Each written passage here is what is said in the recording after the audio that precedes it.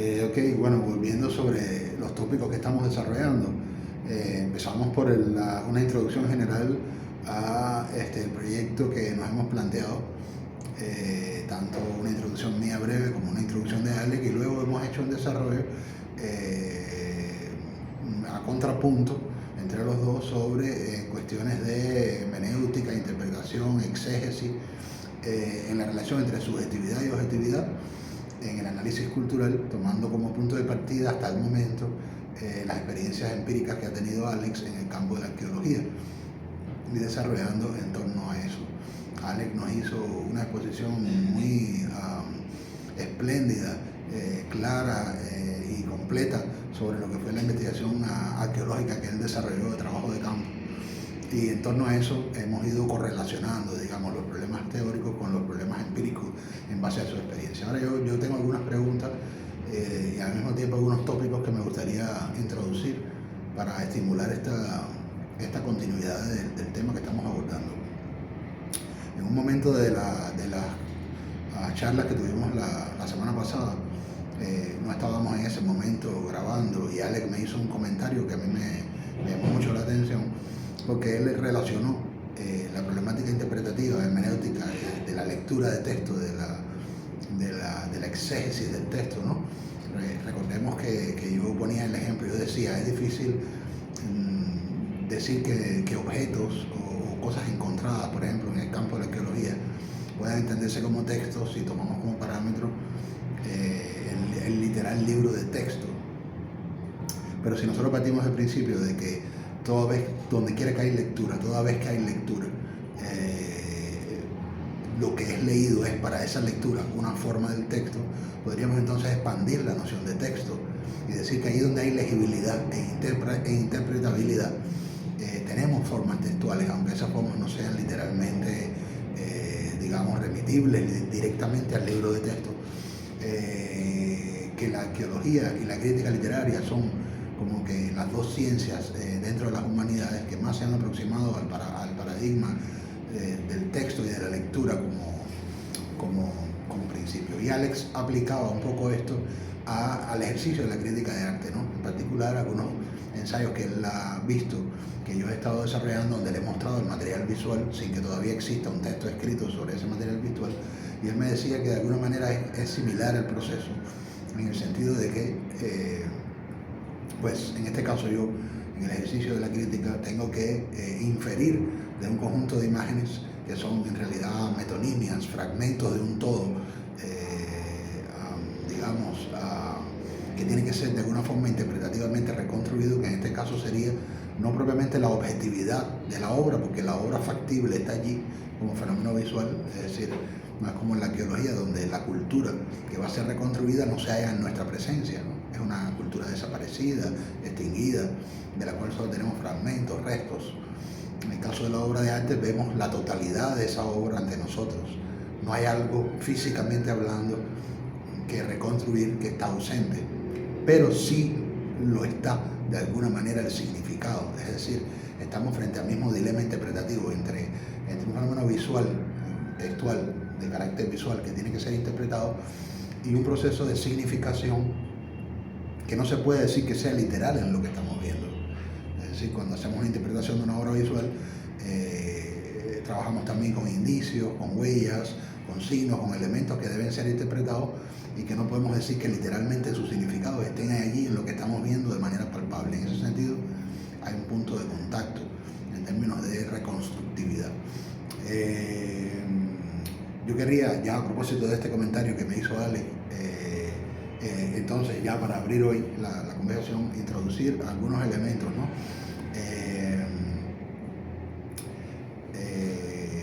En particular a mí me interesa, yo espero que todo esto lo podamos ir conectando con nuestro tema, el tema del proyecto, ¿no? De la cuestión del self y el acervo. Yo creo que sí, yo creo que definitivamente sí, porque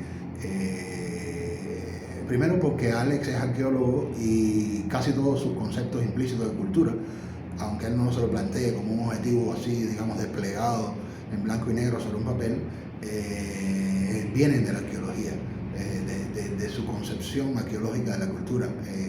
Cuando él y yo hemos hablado sobre temas contemporáneos de la cultura, la idea de cultura que está de base y la manera como él aplica los fenómenos culturales al resto del análisis de la sociedad, tiene muy en la base un componente arqueológico.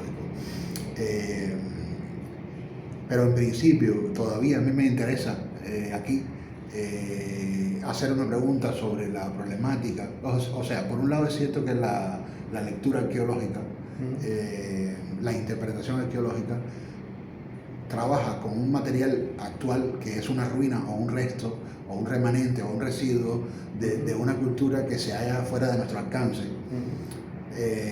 Y en ese sentido, si lo vemos desde el punto de vista de representacionalista, de la representación, es como construir una representación, por ejemplo, en el paisaje. Un pintor que pinta un paisaje representa un paisaje, pero el paisaje lo tenemos allí de manera tangible, es decir, podemos corroborar si esa representación es fidedigna o no, si se aproxima o no a la realidad. En el caso de la arqueología, la fuente, vamos a decirle así, no viene de los sentidos, de la tactilidad, de la visibilidad, no viene de lo que nos está entrando por la impregnación de los 5 sentidos, sino que viene de la imaginación. Es decir, es una cosa que se va a reconstruir, pero que no hay correlato en el tiempo presente de la existencia de ese hecho físico, ¿no?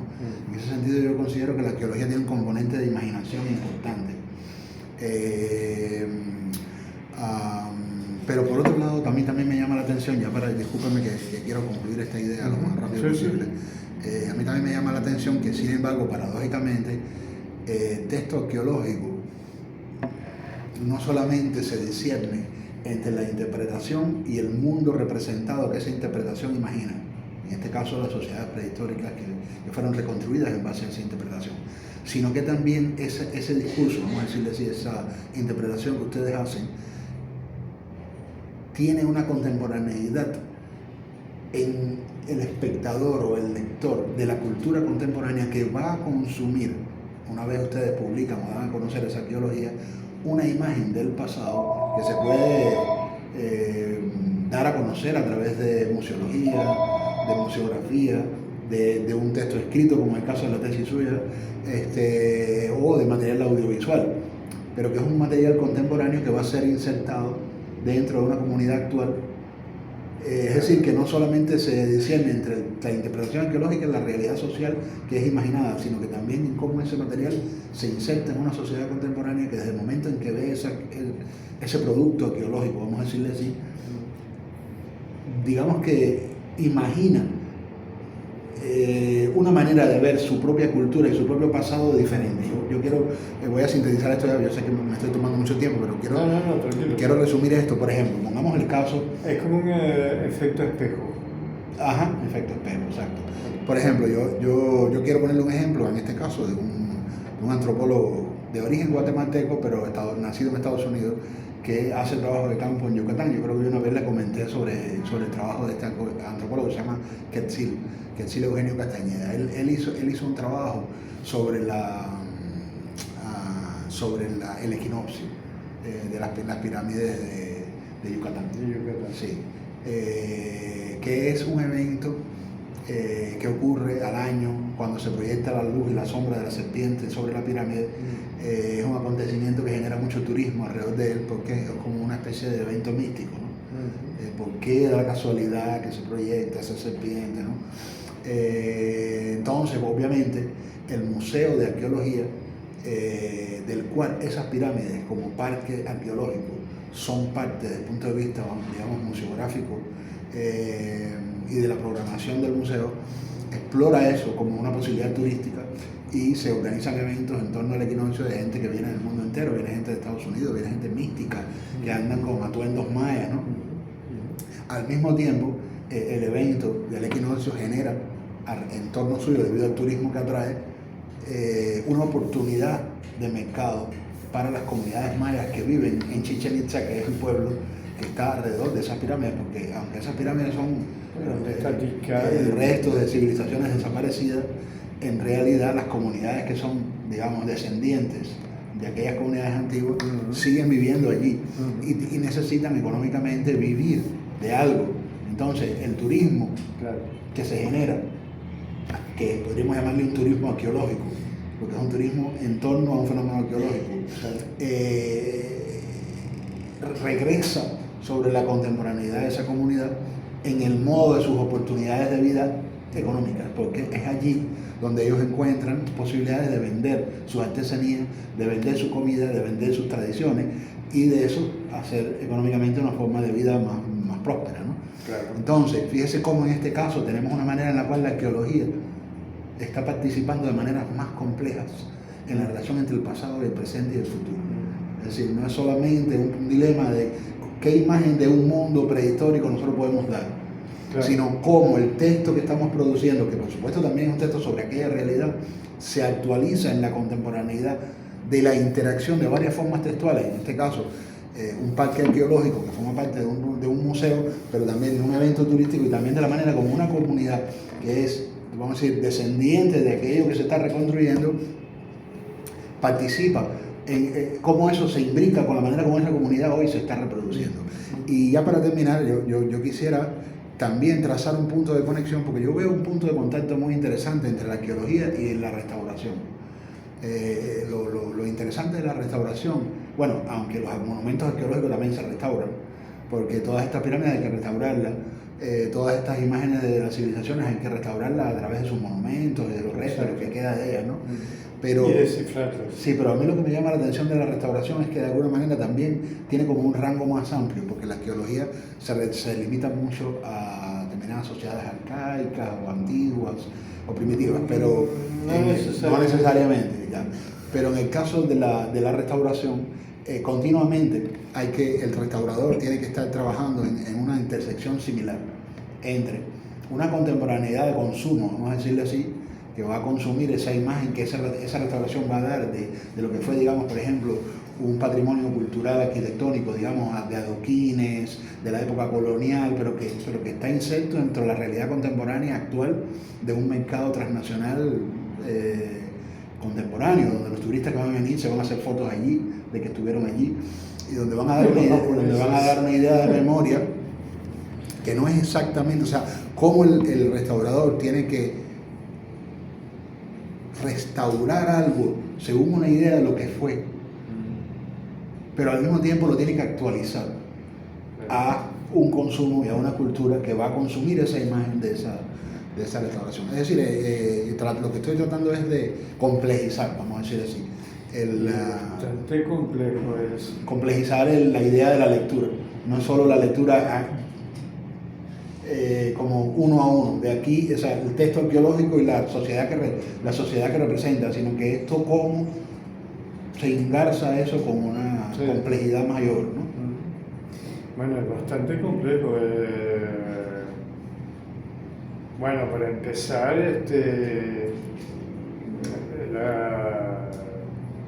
toda ciencia trata de explicar un fenómeno, ya sea un fenómeno que ha pasado un largo trayecto a través de la ciencia, donde la ciencia se ha ido sofisticando, etcétera, etcétera, como la física cuántica, para poder explicar el origen del hueco negro. Aquí hago como una especie de paralelismo entre algo que no puedes explicar, pero que está, como puede ser la pirámide de Chichén Itzá, que están, pero realmente, ¿qué función tenían esas pirámides? Eran religiosas, eran ciudadelas, donde había una cierta convivencia cotidiana de intercambio comercial, había una sociedad, había clases culturales, etcétera, etcétera. Eso todavía está en un enigma. Y claro, hay todo como un diccionario que no está, bueno, ya prácticamente está ya resuelto. Y ya se puede leer un poco los pasajes de la historia. Una de las características de estos centros ceremoniales son netamente religiosos. En el sentido de que aquí vamos por partes porque si no me voy a enredar, ¿no? Aquí la parte religiosa es la parte de dominación. Los sacerdotes son los que tienen el poder, son los que tienen el conocimiento y son los que organizan la sociedad. Ya sea a través de una estructura, llamémoslo modernamente liberal, o esclavizada. A través de la historia vamos a la generalidad y siempre hubo explotados y explotadores. Punto. Las imágenes que se pueden reflejar, o mejor dicho, no se reflejan, que están esculpidas, es un lenguaje. Ya definitivamente es un lenguaje que permite conocer esos procesos cotidianos, religiosos. Se le llama diccionario. Lo que se le llama diccionario sería en este caso solo los huesos o todo. No, la parte pictográfica. La parte pictográfica.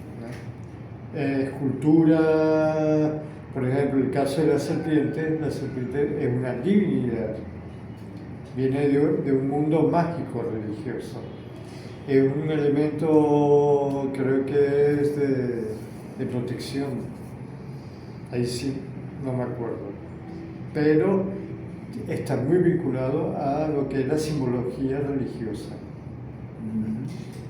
Igual, por ejemplo, nos trasladamos de Mesoamérica a Egipto,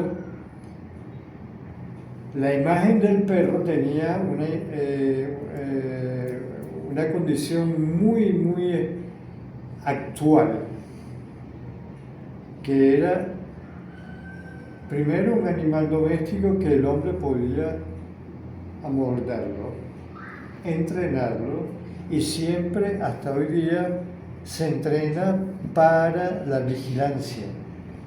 Si hay un peligro, el perro ladra, da una advertencia. Pero también el perro tiene una significación religiosa que puede ser también ligada con el inframundo. Por ejemplo, el libro de los muertos de los egipcios está conectado con el hijo de un faraón, pero le dibujan la cara de un perro con el cuerpo humano.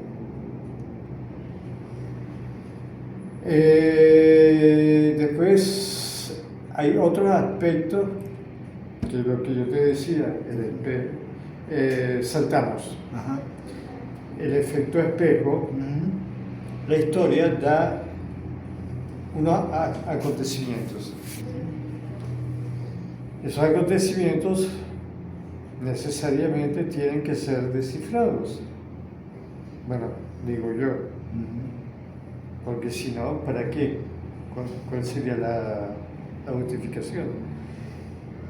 Al ser justificados, entramos entonces en el juego de la simbología, la interpretación, la objetividad y la subjetividad del investigador. Y aquí viene el problema complejísimo de cómo el investigador aborda la problemática, bajo qué esquema teórico filosófico asume para la interpretación. Después, como hemos dicho en los videos anteriores, la tecnología tiene un papel muy sobresaliente e importante, porque a medida que la tecnología se va desarrollando, tenemos más acceso a información. Esa información no quiere decir que la tecnología nos esté dando la verdad pura,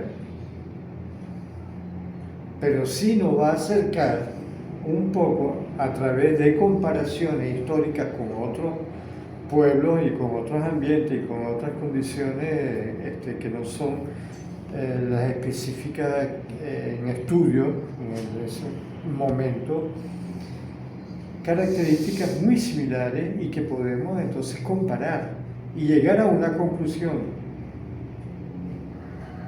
La conclusión será general para todos. Me imagino que sí. Y si no es, entonces tenemos que seguir indagando, descartando. Ya esta corriente filosófica nos lleva a algo, podemos utilizar ciertos conceptos, pero ya hay otros que no nos sirven, tenemos que descartarlo y ver a través, ahí me vuelvo yo al empírico, de la empiria, el objeto en sí, describirlo y empezar a compararlo a través de la historia. ¿Cómo son la pictografía? Los íconos. En Amazonas tenemos los petroglifos. Petroglifos son diseños labrados. Eso tiene un código que todavía no se sabe por qué están esas imágenes labradas. Unos dicen que era para determinar territorialidad. Otros dicen que eran divinidades. Otros lo asumen a los orígenes de la tierra, o sea, de la vida, mejor dicho. Entonces, la parte interpretativa se va como diluyendo y va perdiendo la esencia en sí. Y por eso el arqueólogo, tanto como en el caso tuyo, que son las imágenes de artistas, cuando hablo de subjetividad y objetividad, es lo que tú estás interpretando y lo que estás viendo internamente el artista expresándolo a través de la pintura, la escultura, la música, etcétera, etcétera. Entiendo ya cuál es la... O sea que en ese caso también es inaccesible, es lo que usted me quería decir. En cierta forma, forma, desde el punto de vista de la fuente de motivacional y de las razones de ser que ha generado ese símbolo, tampoco tenemos acceso a esa fuente. Tenemos una proximidad, pero no hay el acceso total a esa fuente, a ese origen. Porque no podemos entrar en el yo del artista, no podemos sumergirnos en su interioridad, porque el mismo ni él mismo puede, creo. Bueno, exactamente. Bueno, quizás puede recordar algo, pero no puede cada vez narrar exactamente cómo fue el proceso. Claro. Y lo que más interesante es cómo un artista va cambiando las técnicas, cómo va cambiando sus temas, cómo va evolucionando, si se puede llamar evolución eso, ¿no? El proceso creativo. El proceso creativo. Que su primera etapa no tiene nada que ver con la etapa posterior, pero está. Y eso significa un momento histórico de su vida, que inconscientemente habría que entonces retomar, a profundizar, a retomar a Jung y empezar a meterse con el inconsciente colectivo. Claro, que eso podría dar cierta conexión, pero nunca a dos seres como es el artista y como es el investigador. El crítico, ¿verdad? Hay una cuestión empírica que indudablemente está la obra. Es lo que une. Está la obra. Que es la obra. La obra está ahí y se puede interpretar. Exacto. Pero eso no garantiza que la interpretación va a coincidir con las intenciones autorales. Exacto. Con el deseo de expresión y con las razones de fondo que movieron a ese ser a expresarse de esa manera. Exactamente. Hay como una indeterminación ahí también, o volatilidad del significado. O sea, no se puede fijar en un punto definitivo cuál es el significado. Pero eso es interesante también. Y la pregunta aquí sería si en la arqueología no ocurre también algo parecido. Es decir, de nuevo, no para negar que las inferencias a las que usted llega no sean objetivas con respecto a la formación cultural específica que está siendo estudiada, no para negar eso, sino para decir que en realidad el significado que se puede fijar como el significado definitivo, no se puede coseificar, no se puede volver óntico, no se puede, ¿cómo es que se le dice? Osificar, se le dice la palabra osificar, cuando tú dices esto tiene este significado y no este otro, sino que podemos decir que hay como un campo de aproximación, como un núcleo duro, vamos a decirle así, ¿no? Igual que son los conceptos. O sea, un concepto, se puede decir que tiene como un núcleo duro. El concepto de evocación, por ejemplo, no sería nunca igual que el concepto de memoria.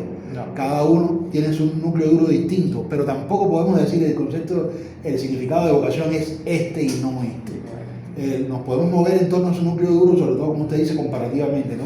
O sea, darnos cuenta que cada concepto tiene un núcleo central, un núcleo duro, que hace que sea diferente del otro concepto, pero al mismo tiempo tampoco se puede decir, pero lo que significa este concepto es esto y no esto otro, ¿no? Claro. Porque además también se pueden establecer haces de relaciones de sentido entre los conceptos. El mismo concepto de evocación y memoria, por ejemplo, que son tan diferentes, podrían estar conectados en ciertos puntos. Habría que preguntarse, por ejemplo, hasta qué punto todo recuerdo no es un modo de evocación, claro.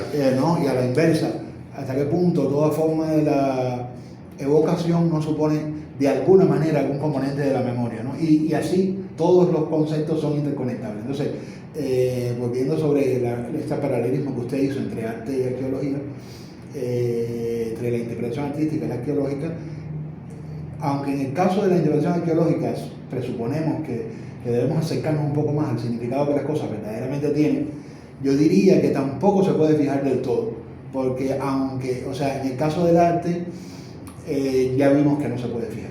No. Podemos trabajar con ese campo interpretativo de una forma mensurable, pertinente, tratar de ser lo más adecuado posible, porque hay que poner en relación varios acervos. Por un lado, el que suponemos del artista a través de la obra, ¿no? Pero que no lo podemos corroborar al 100%. ¿No? Por otro lado, nuestro acervo mismo y los significados que esas formas y esos símbolos tienen en una cultura general, como dice usted, lo que usted hablaba de la cuestión junguiana, ¿no? Cómo eso conecta con un imaginario colectivo o con un sentido que los símbolos tienen dentro de una colectividad. Y a partir de ahí ir aproximando interpretativamente, ¿no? Igual, yo pienso que de cierto modo la analogía no es infeliz, es feliz, porque de cierto modo en la arqueología se trata de algo similar. Claro, ¿no? Es que no hay incompatibilidad, todo es compatible, siempre y cuando se sepa utilizarlo. Claro. ¿No? Te puedo dar otro caso, por ejemplo, yo en un momento dado participé en unas excavaciones en Quibor, que era un cementerio. Una de las características que se empezó a descubrir es que los que estaban enterrados eran personas de una estatura muy pequeña. Yo creo que no llegaban a los 1,60 m. Alrededor de eso se formó toda una especulación de que eran descendientes de pigmeos, o sea, una etnia africana. Entonces empezaron, no te encuentro el rollo que hay de migración, que hubo, que esto, que no sé qué, no sé cuánto. Bueno, llegamos a la conclusión, bueno, yo no, los directores de la excavación, que en aquella época creo, si no me equivoco, era Mario Sonoma, se trajo a un dominicano, donde él hizo pruebas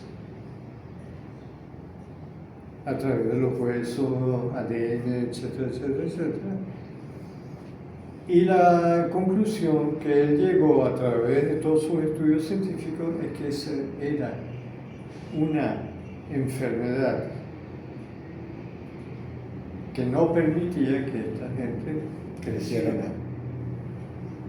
Después había otra que decía, no, ellos tenían dentro de su código genético llegar hasta esta estatura. Igual que los vikingos son altísimos, hay una etnia en África que miden hasta 2 metros. Bueno, aquí pasaba que era al contrario. Era muy pequeño. Eran pequeños. Entonces, ahí tú ves contrastes, ¿eh? Claro. Y Claro, pero también en ese caso el data del que se está partiendo es muy físico. es muy difícil. A veces no es tan físico el data. No. Y entonces los problemas interpretativos se hacen más de otro tipo de complejidad. Pero sí, es muy interesante también en ese caso, ¿no? Cómo se puede generar una interpretación que en ese caso, pues cómo se soluciona con comparaciones, Claro. como decía usted. Eso Levi Strauss también argumentaba eso, que había que recurrir ahí al estudio comparado. Sí, porque son las únicas herramientas que tienes para poder no aislar un fenómeno, Claro. o un hecho, o un acto. ¿No? Claro, Sí. claro. Sí, Necesitas algo que te permita decir, bueno, una cosa es sé, es o no es. Claro. Pero como tú dices, hay un patrón, una continuidad que se está expresando históricamente. Claro. Sí. Bueno, a mí me parece que lo interesante de todo esto, Ale, para cerrar ya esta grabación, es que, bueno, habría que ver, ¿no? Porque hablando con ustedes de otros temas que hemos hablado nosotros, reflexiones sobre cosas contemporáneas, donde usted me ha hablado mucho de fenómenos étnicos europeos, del análisis de la sociedad en la introducción de la comprensión de lo cultural en el análisis de la sociedad contemporánea, donde muchas veces usted y yo hemos llegado a la conclusión, bueno, en eso los dos somos muy culturalistas, ¿no? De que lo que está detrás de todos los problemas son los problemas culturales. Son los fenómenos Culturales. Entonces yo pienso que quizás aquí, bueno, podamos avanzar un poco hacia el concepto de cultura. Sí, yo estoy convencido porque todo esto que estamos desarrollando acá es como un preámbulo para poder entender hacia qué es la cultura, cómo funciona la cultura, para qué sirve la cultura. Claro. Y al final, ¿Por qué tiene un rol tan ¿por importante? qué tiene un rol tan importante En todo, la cultura? en todo. En toda la ciencia social y en toda la sociedad. esencia humana. Claro. O sea, llaman a la sociedad, llaman a grupos étnicos interrazados, en fin, bla, bla, bla.